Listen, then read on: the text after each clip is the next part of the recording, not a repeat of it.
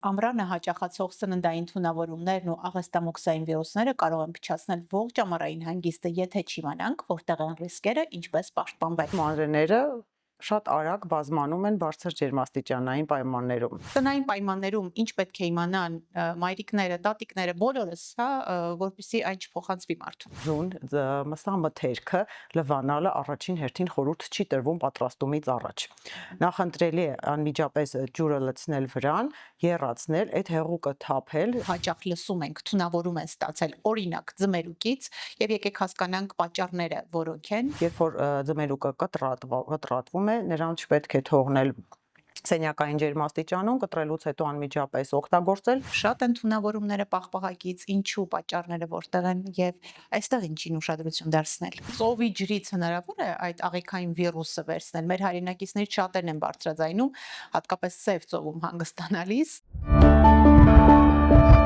Դուք դիտում եք Միֆեր առողջության մասին հաղորդումը, բարև ձեզ։ Ամռանը հաճախացող սննդային թունավորումներն ու աղեստամոքսային վիրուսները կարող են փչացնել ողջ ամառային հանգիստը, եթե չիմանանք, որտեղ են ռիսկերը, ինչպես պաշտպանվել։ Մեր հյուրն է գաստրոենտերոլոգ Զարուհի Ավետիսյանը, ով կօգնի մեզ պարզել ողջ ճշմարտությունը եւ լինել իրազեկ։ Բարև ձեզ, բժշկուհի։ Բարև ձեզ։ Շնորհակալ եմ հրավերն ընդունելու համար։ Ես էլ եմ շնորհակալ, որովհետև շատ հետաքրքիր թեմա ենք քննարկելու, շատ ակտուալ։ Այո, սննդային թունավորումներ ինչու են հաճախանում հատկապես ամռանը։ Ամենապարզ պատճառով, քանի որ մանրէները շատ արագ բազմանում են բարձր ջերմաստիճանային պայմաններում։ Դա մեկ։ Եվ երկրորդը ի հայտ են գալիս այնպիսի սննդամթերքներ, որոնք իրենց մեջ ավելի մեծ ռիսկ են պարունակում, այսինքն առատ բանջարեղեն, միրգ, պաղպաղակ, խմորեղեններ, հանգստի գնալուց բազմատեսակ սնունդ բարձր ջերմաստիճանի բացօթյա պայմաններում, որոնք անմիջապես ենթարկվում են բարձր ջերմաստիճանային պայմաններում միկրոբների բազմացման հետևանքներին։ Սննդային ինչ թունավորումներ են լինում, եկեք հասկանանք սննդային տոքսիկ թունավորում ասվածը, տեսակները, ինչից պետք է խուսափել։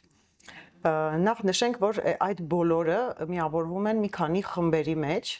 սուր ստամոքսային խնդիրներ, այսինքն սուր ալիմենտար գաստրիտներ, գաստրոենտերիտներ, գաստրոենտերոկոլիտներ, երբ որ ախտահարվում է ստամոքսաղեքային տրակտի կամ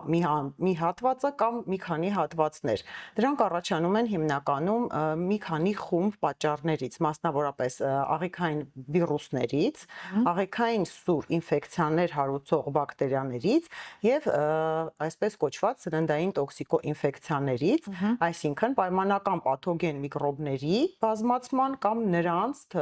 տոքսիկ նյութերի գերարտադրման հետևանքով։ Հիմնական խմբերը սրանք են, այսինքն վիրուսներ, բակտերիալ սուր աղիքային ինֆեկցիաներ եւ տոքսիկոինֆեկցիաներ։ Ինչով են վտանգավոր այդ տոքսիկոինֆեկցիաները, եթե խոսենք սալմոնելոզից, ասենք թե որտեղ է այն, ինչից պետք է զգուշանալ, ինչպես պաշտպանվել։ Նախ նշենք, որ սալմոնելոզը ինքն իրենով հանդիսանում է սուր աղիքային ինֆեկցիա։ Դա բակտերիա է, որը մտնելով ստամոքսաղեքային տրակտ առաջացնում է ինտենսիվ բորբոքում լորձաթաղանթի։ Վտանգավոր է այնքանով, որ դեպքերի փոքր տոկոս դեպքերում հնարավոր են բավականին լուրջ հետևանքներ, մինչև անգամ սեպտիկ շոկ, լետալ ելքով, առաջացնելով սուր բորբոքային պրոցես ստամոքսաղեքային տրակտի ամբողջ ընթացքում ունենում ենք բավականին մեծ ռիսկեր, այսինքն ջրազրկում, սպաստիկ ցավեր, ինտոքսիկացիոն համախտանիշ, եւ եթե ժամանակին բուժօգնություն գրագետ չմատուցվի, պրոցեսը կարող է երկարաձգվել եւ հանգեցնել որոշակի բարդությունների։ Բայց այնքան հեշտ է այս սալմոնելոզ բակտերիայի անցումը մարդուն, ինչպես է փոխանցվում, եկեք խոսենք այդ խաչաձև փոխանցման մասին եւ տնային պայմաններում ինչ պետք է իմանան մայրիկները, տատիկները, բոլորս, որպեսզի այն չփոխանցվի մարդուն։ Նախ բոլոր տեսակի սննդային եւ տոքսիկոինֆեկցիաները եւ ինֆեկցիաները բակտերիալ փոխանցվում են բերանի միջոցով։ Ինչ վերաբերվում է սալմոնելոզին, այստեղ որոշակի ռիսկի խմբի սննդամթերք գոյություն ունի, մասնավորապես հավկիթը, հավը եւ որոշակի մսամթերքը։ Եվ պետք է անպայման նշենք խաչաձև փոխանցման ռիսկը, այսինքն երբ որ պահպանվում է եւ մատուցվում է հում եւ եփած սննդամթերքը միաժամանակ, բնականաբար դեր ունեն այստեղ սննդամթերքի պահպանման, պատրաստման կանոնների խախտումները։ Եկեք միաժամանակ նշենք, որ նախ եւ առաջ ձուն մսամթերքը լվանալը առաջին հերթին խորհուրդ չի տրվում պատրաստումից առաջ։ Նախընտրելի է անմիջապես ջուրը լցնել վրան, եռացնել վերացնել, այդ հեղուկը թափել, որովհետև բարձր ջերմաստիճանային պայմաններում միկրոբների մեծ մասը վերանում են, իսկ երբ որ մենք առանց եռացնելու փորձում ենք ծորակի ջրով կամ խոհանոցային պայմաններում լվանալ, այդ վարակը տարածվում է շրջապատի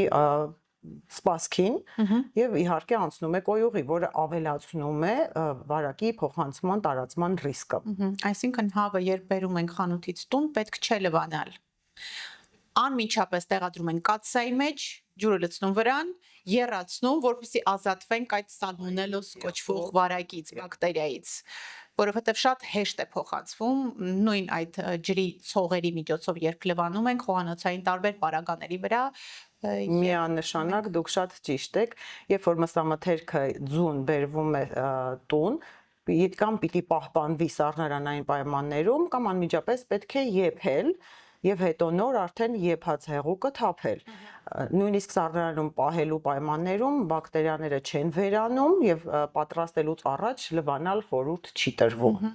Կարող ենք ասել, որ շատ շատերը կարող է վարակված լինեն սալմոնելոզով, բայց չիմանան սրա մասին բժշկուհի։ Այո, իհարկե, որովհետև սալմոնելոզը, ինչպես եւ բազմաթիվ այլ աղեստամոքսային ինֆեկցիաներ կարող են ընթանալ լատենտից, այսինքն թաքնվածից մինչև սուր կլինիկական ախտանիշներ։ Այսինքն ունենալով մինիմալ ախտանիշներ, տնային պայմաններում ինքնաբուժությամբ զբաղվում են պացիենտները, նույնիսկ չմտածելով, որ դա հենց այդպիսի վարակ կարող է լինել։ Իհարկե, դեպքերի մեծամասնությունում 3-ից 5 օրվա ընթացքում դա կարող է բուժվել, նույնիսկ ինքնաբուժվել, պահպանելու դեպքում համապատասխան սննդային եւ ջրային ռեժիմը։ Իսկ մնացած դեպքերում արդեն սիմպտոմների սուր դրսևորման դեպքում իհարկե ցանկալի է բուժօգնություն։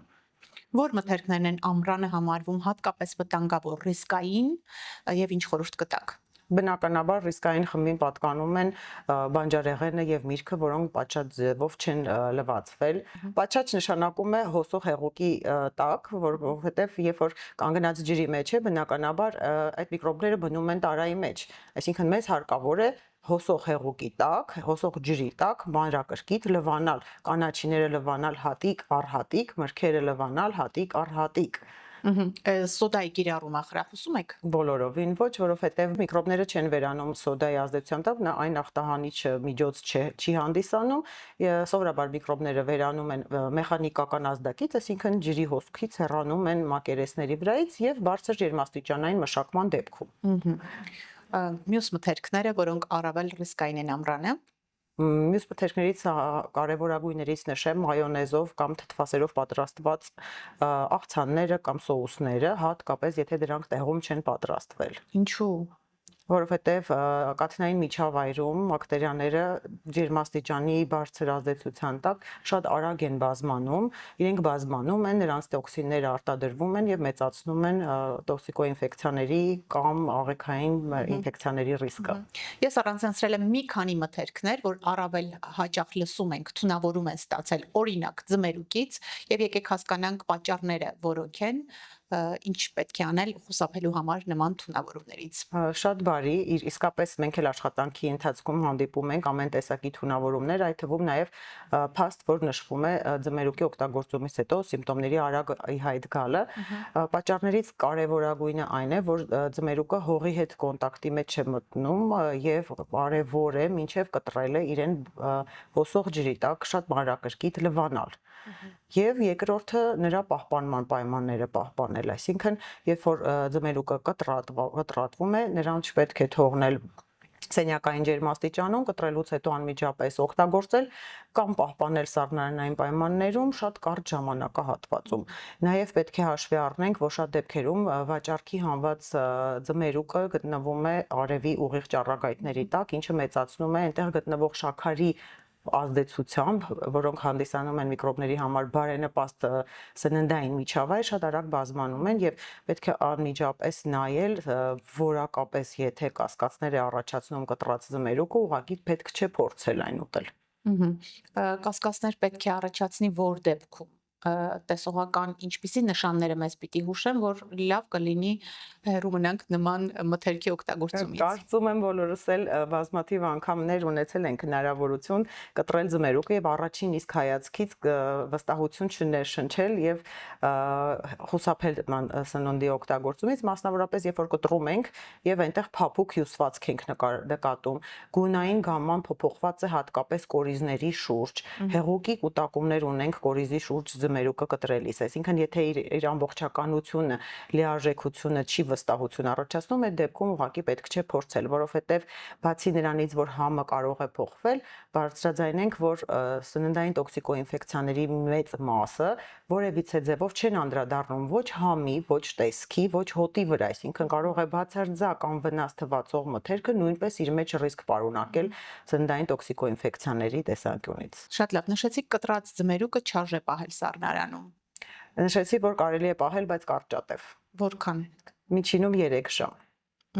Շատ լավ։ Անցնենք պաղպաղակին, հատկապես երեխաների համար շատ սիրելի, բայց նաև շատ ընդունավորումները պաղպաղակից, ինչու պատճառները որտեղ են եւ այստեղ ինչին ուշադրություն դարձնել։ Այստեղ քանի որ շոկ է, բոլորս էլ հասկանում ենք, մի կտոր սառը պաղպաղակը եւ հաճելի հովացնում է եւ բոլորին դուր է գալիս, բնականաբար ամառվա ընթացքում ծնողներն էլ չեն արգելում երեխաներին, բայց այստեղ պետք է հաշվի առնենք, որ բարձր ջերմաստիճանի պայմաններում կաթնամթերքը շատ արագ է փչանում։ Փչանալ նշանակում է միկրոբների արագ աճ, որոնք էլ առաջացնում են նմանատիպ խնդիրներ եւ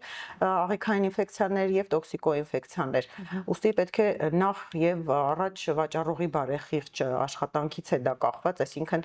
ջերմային ռեժիմի գրագետ շղթան եթե չի պահպանվել պատրաստումից, տեղափոխումից մինչև վաճառք, այդ դեպքում մենք որևիցե ազդեցություն չունենք այդ գործոնի վրա եւ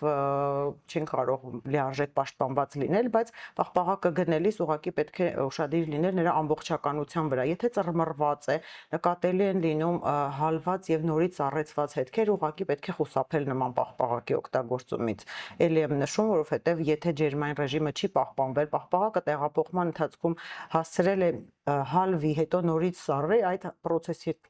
ընթացքում հավանականությունը մեծանում է, որ այդտեղ բազմանում են միկրոբներ։ Դե մենք էլ երբեմն տուն տանելիս պաղպաղակը մինչև հասնում է արդեն հալվում է եւ այդ պաղպաղակը տեղադրում ենք սառնախցիկ, հետո հանում օգտագործում։ Այո, ռիսկը ավելացնում ենք։ Ռիսկը ավելացնում ենք, եթե շատ կարճ ժամանակ չի անցել խանութից դուրս գալուց մինչև մեր սառնախցիկ տեղափոխումը, ռիսկը ավելանում է իհարկե։ Ցանկալի անմիջապես ուտել այդ պաղպաղակը։ Այո։ Անցնենք զովացուցիչ ըմպելիքներին։ Դոկտոր, շատ հաճախ մենք տեսնում ենք շրջապատում տապին դիմանալու համար, այո, ուզում ենք դիմել այդ զովացուցիչ ըմպելիքների օգնությանը, բայց շատ են նաև մարդիկ, որ ասում են դրանից հետո ավելի վատ զգացի ինձ։ Պատճառները որտեղ են։ Պատճառները մի քանիսն են։ Համար առաջին, որ գազ պարունակող հեղուկները ինքնին արդեն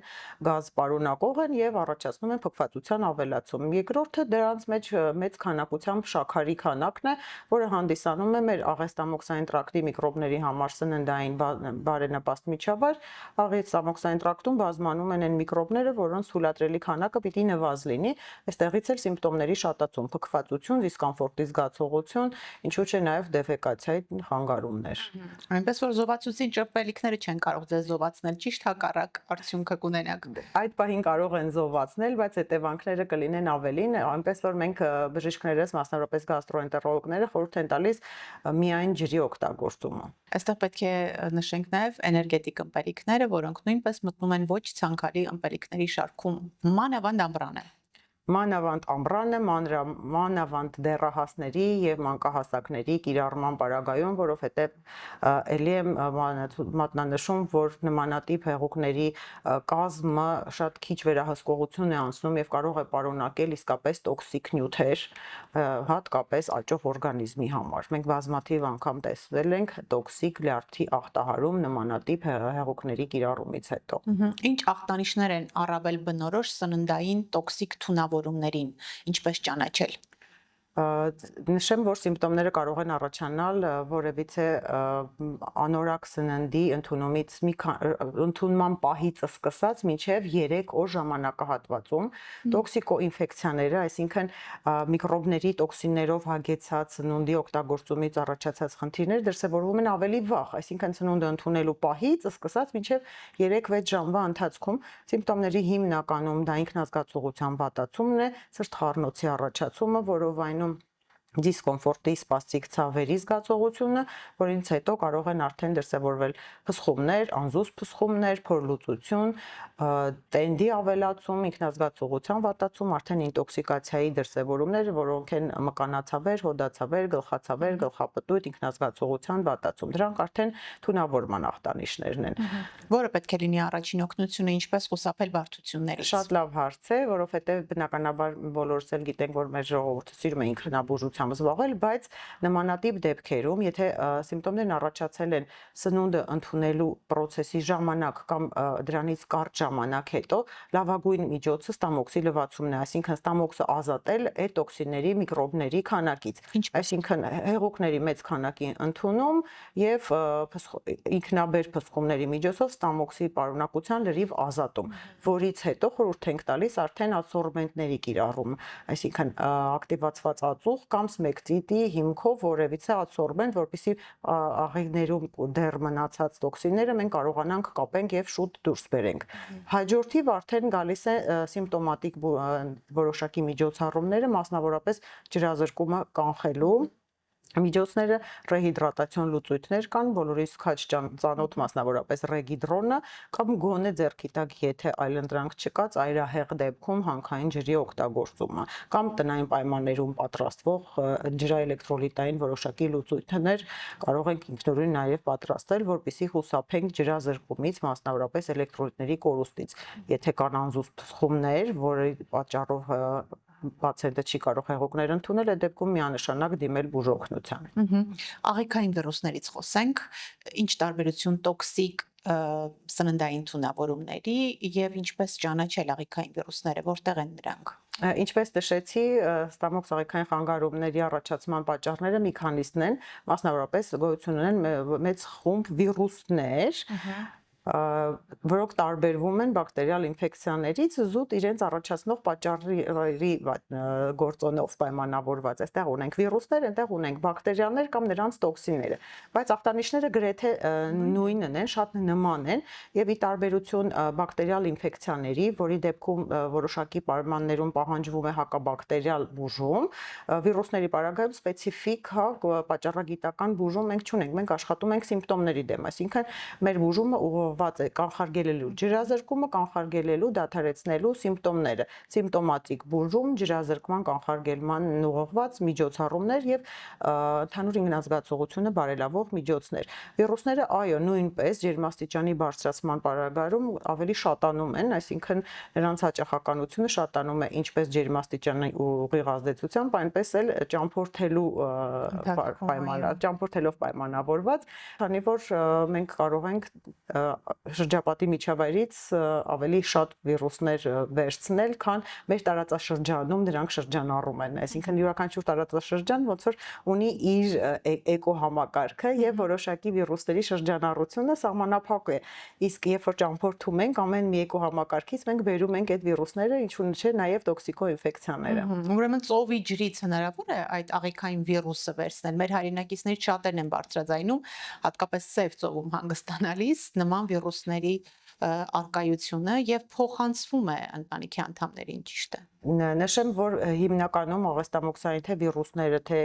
աղիքային ինֆեկցիաները դրանք վարակվում են բերանի միջոցով։ Եվ խուսափում ենք նմանատիպ վարակների տարածումից, մասնավորապես